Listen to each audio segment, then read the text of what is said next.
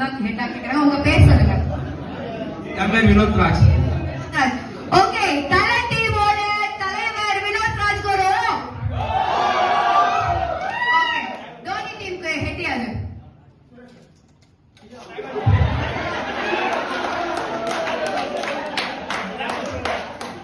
யாரு?